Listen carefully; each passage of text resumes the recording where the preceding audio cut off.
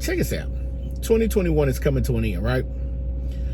And you are sick and tired of dealing with your own boss. So how do you do it? You start a side hustle and hope to God that it blows up? You can. But what if I told you that a few simple steps can help motivate you into really doing what you want to do and walking away from your 9 to 5? What's up, man? My name's Tony from your 9 to 5 Kickers. And guess what? We're going to jump back into it. So a few years ago, I started a t-shirt company called Luxy Styles. It really didn't do what I wanted it to do. So I kind of got discouraged and I shut it down. Well, I recently had someone give me a call and ask me to make him some t-shirts. So I still had all my stuff. I just wasn't, promoting and making shirts like I used to. So when I did the shirts, it needed to be, I was getting paid. As I was getting paid, they was making the check out to Luxy Styles, and I had to tell them I had closed their business down. I was just doing the shirts as a, serviceable favor. Long story short, they wind up, paying me. Still, they pay me as a business, but when I talked to the owner of the foundation, they wanted to partner with me.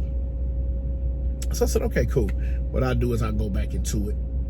And the one thing, I already had the equipment, so there wasn't a problem. The problem is nobody ever tells people out here who are trying to start a business how to start a business. And so, I already knew that, but, I closed the one, so I had to restart it. So what we're going to do today is we're going to talk about that. I'm going to give you some quick, short tips how to start you a business t-shirt in 2021 for beginners. First things first, you've already done most of the work. You've done most of the due diligence. You came up with an idea, because that's one of the main things. You got to find a profitable niche. And right now, the t-shirt business is a profitable niche. You have all your retail stores closing up. You're not going to get the stuff that you truly want. Sometimes going to some of your big licensed stores is costing you a ton of money. So finding a profitable niche in the t-shirt line is perfect. If you want to start your own brand, that's wonderful. If you want to do funny tees, that's great. If you want to do tees geared specifically for religion, that's even better. You have to find a niche that works for you. So that's just step number 2. Before you go out and buy any product, merchandise, anything like that, register yourself. Register as a legitimate business. And here's why.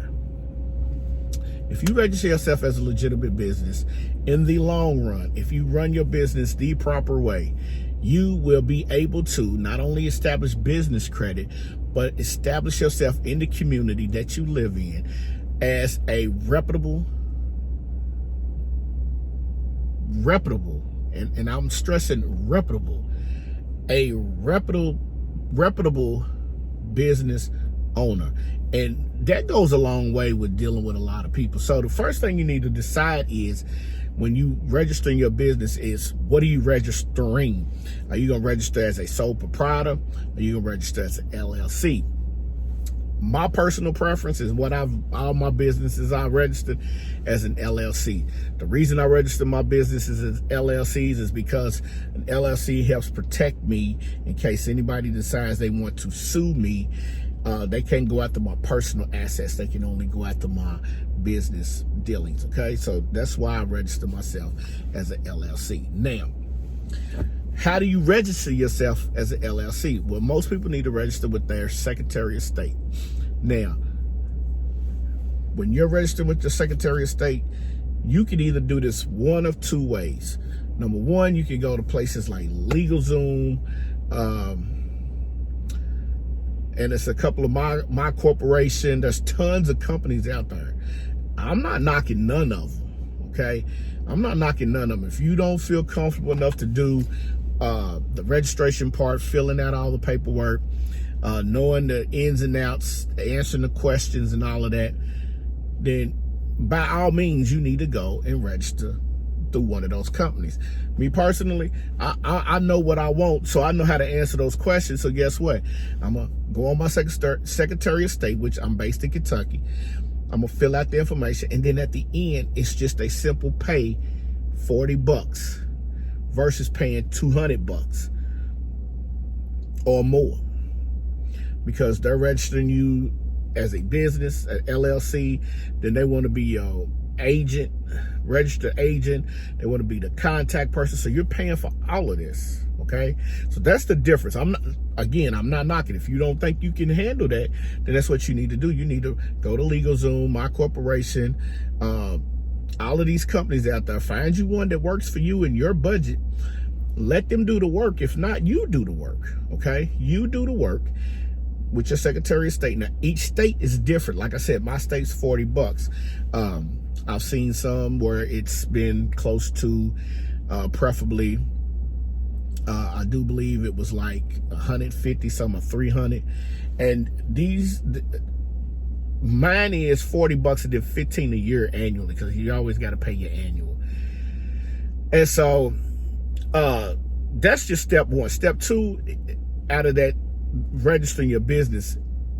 If you're going to do a business other than your, if you say like you put your business in your name, you need a DBA, because then you would say you're doing business as, and that's in the city. That's in the city. The state is different. The city is where you're going to be located at. So like mine would be 1, 2, 3, 4 ABC, Louisville, Kentucky. You see what I'm saying? So if it was Tony, then I would say that I'm doing business. The company is Tony Porter Enterprises, but doing business as Luxy Styles, which of course Luxy Styles is closed down. So I've redone it, and it's Empire Promotional Services now. So everything, you look it up, everything is legalized. I already got the domain name, so don't even try to take that. And so that's how you do it. You go back, you do it as a DBA. So that means that I'm registered as Empire Promotional Services, but I can say I'm doing business as Empire Promotional. Okay, so that's tip number 2. Now, number 3, go to the IRS Monday through Friday and apply for an EIN number. You have people who ask you to pay them to do EINs, okay? You don't have to pay. IRS does it for free. What you're paying for is their service.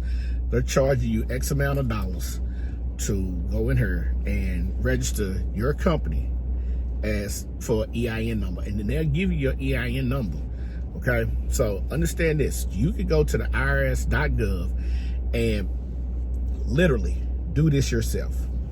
All right, we're talking registering a business. We're not talking about going out here buying a heat press. We're not talking about going out here buying transfers. We're not talking about going out here buying supplement printers. None of that. We're talking about registering the business. All right. And so then after you register your business, you set up your DBA, you get your EIN number. The last thing that you have to do to be considered as a legitimate business owner. And here's the reason why this last part is so important. Get you a business checking account. Now, a lot of people don't want to get a business checking account. A lot of people don't want to go through the IRS. But if you're going to do business and you're going to collect money, you can't run from the 3 letters. I'm sorry. It's not going to happen. All right. So get your business checking account. Now, here's why that's important. Getting a business checking account establishes you in the future to get business credit. So what does business credit do for you? Business credit with a business checking account after so many years, depending on who you go through, i.e. Wells Fargo, Bank of America, Chase, I want to say U.S. Bank. You have to check. You really have to check to see who you have your stuff to, right? So here's what's so great. When you start with a business checking account, after so long, you keep running money in money out. They pay attention to that. They start offering you business lines of credit. That way, if your company starts to scale, or you want to scale your company, but you don't have the resources, but you know that you're going to get big orders to come in. Guess what? Now you have business credit to go out, purchase the stuff. Once you start building a banking partnership with all of these people, guess what happens? Now these folk will help you find if you want to do a brick and mortar. They help you find all of this stuff, man. Your bank is your best friend. And then they work with you to help set up as a small business owner, because that's what you're trying to be, a small business owner. They help you set up retirement. So you don't have to be out here struggling. They got your savings and all of that. That's the beauty of being a small business owner and going through those steps. So a real quick review. You've already got your idea, so we knocked that out, okay? The one thing I did forget, when you sign up for, when you're going to register your business, you need to do a name search. That determines how or what you can name your business, okay? Doing a name search and signing up for your business. So preferably, here's how much I've spent just to register a business, the Empire Promotional Service. I've only spent $59. Why did I spend $59? Because what I did was I registered my business with the state of Kentucky, which was $40. And as soon as I registered my business, I jumped over to GoDaddy and bought the domain name for my website. So that tells you how serious you got to be. So I spent $59. That's it, out the door. I'm legal. My domain is being worked on. My website is being worked on. I'm doing it myself. Not only is the domain, I have my EIN number, and I just recently called my bank. I bank with Chase. I just recently called, and I have an appointment set up to go and open up my second business account with Chase, and we're good to go. So again, in review, come up with your idea, find your niche.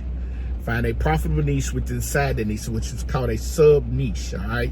So you got a niche, you want to make money online or in brick and mortar.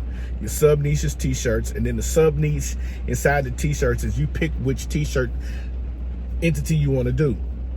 Register your business with your Secretary of State. Register your DBA with the city that you reside in. Apply for an EIN number and get you a business checking account. All right. Hey man, that's about as good as it's gonna get. All right, that's about as good as it's gonna get, man. Now everybody else will tell you to go out, buy heat press and do print on demand. That's fine, that's great.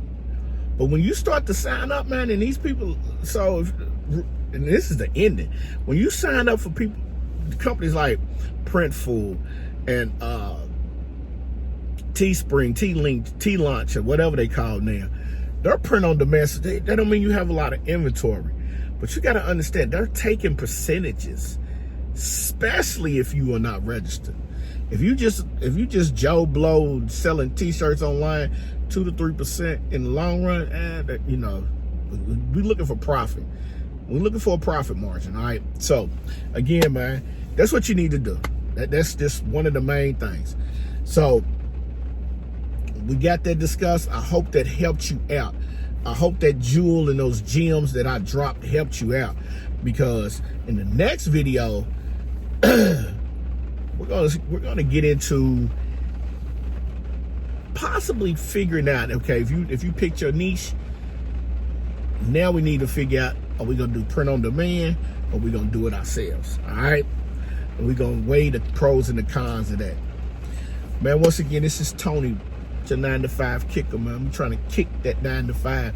Be your own boss. That means you got more time to spend with your family, more time to spend with your kids, more time you can take for vacation. You might work harder, but you working smarter, all right? You set your own schedule. And that's how we're going to kick at 9-to-5, all right? I'm going to see y'all when I see y'all, man. Peace.